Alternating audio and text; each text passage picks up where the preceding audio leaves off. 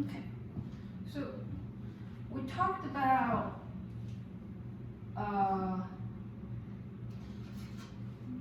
basic limits, like the general, like when x approaches a fixed number, a finite number, then we talk about basic limits, right? And we talked about limits of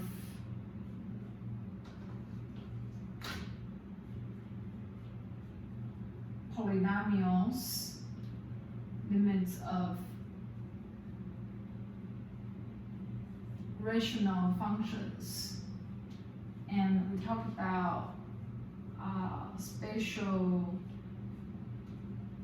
limits, right? Using the limit of theta approaching 0, sine theta over theta is equal to 1. Okay? All right. So now we advance to our next big topic, limits at infinity.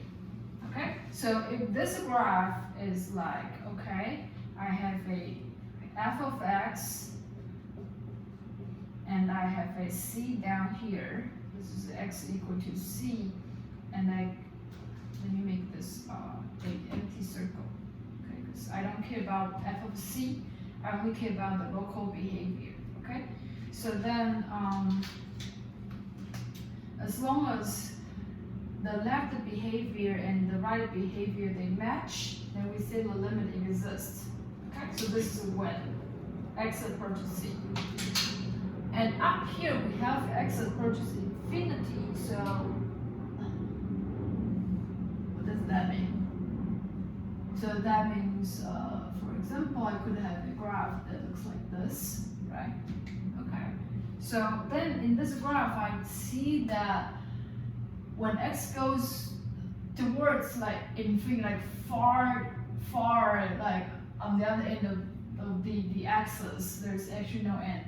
And I see the values are approaching closer and closer to some number L. In that case, I would say the limit of f as x approaches infinity exists. And similarly, if I have a f of x looking like that, then I can see that in this particular case that as x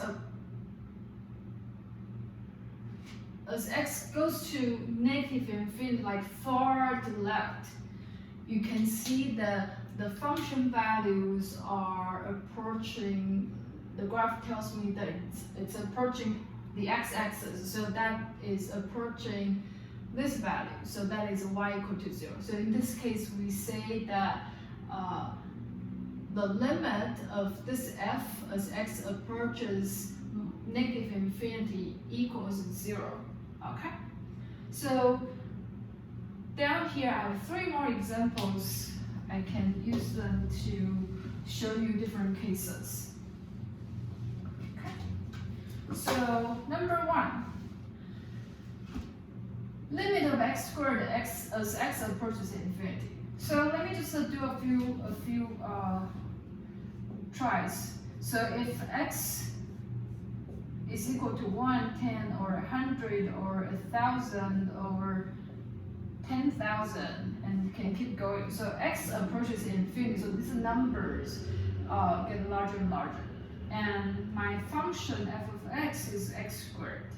Okay, so let me fill this out. So it goes from 1, and then 100, and then 10,000, and then quickly it gets to how many zeros? 6 zeros, a million, and this is 1 with 8 zeros. So you can see that very quickly f of x, the numbers, the associated function values gets larger and larger, right? So in this case, the limit is unbounded.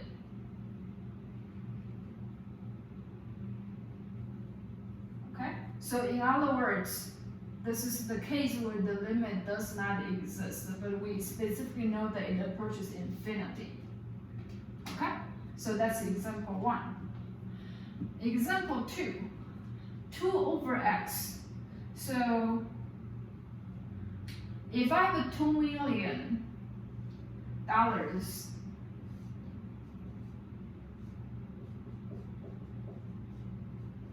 and then, 2 over x. And, if I share this 2 million with x number of people, then this is how much each person gets. Right? Okay? So if this is x. Okay? If x is equal to 1, only one person gets it, so it's 2 over 1. If it's 10, then I have 2 over 10. If I have 100, then I have 2 over 100. If I have 1,000, if I'm sharing this $2 million with 1,000 people, you can see that each person is gonna get less amount of money. And so the larger the x gets, the smaller 2 over x gets. So if this goes to infinity, in this case, we can see the sequence of this number approaches 0. So in this case, we do see the limit exists and it goes to 0, okay? So if I want to sketch the graph, it goes like this, okay? And if x is negative, then it goes down here, because you can see if I have 2 over negative 1, it becomes minus 2, so it's negative y value, okay? So this is y equals 2 over x. Roughly speaking, it's not really, it's off scale, but you get the idea. Okay? So this is the case, limit does not exist, and the limit is unbounded, limit exists, and the limit equals 0, and this is our last case. So sine function. Sine function is a good function. It goes like this.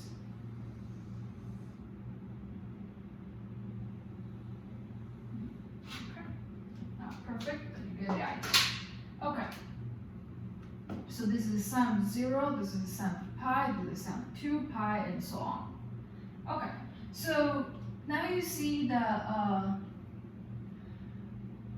for any input value x, this is my associate output value sine.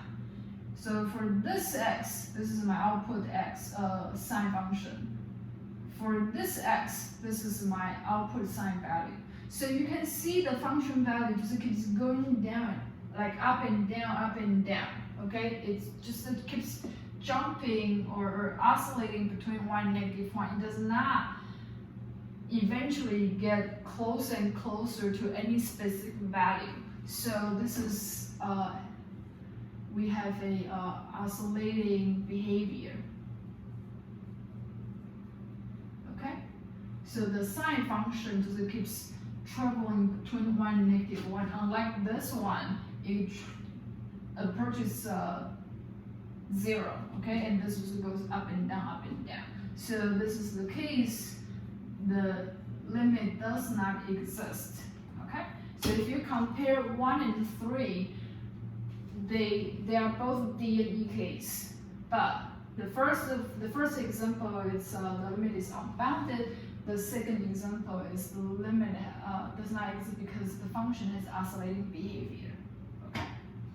All right. So limit at infinity, meaning you either look at the function behavior at far right or far left, as opposed to x approaches a finite value. That's the difference. So this is called limits at infinity.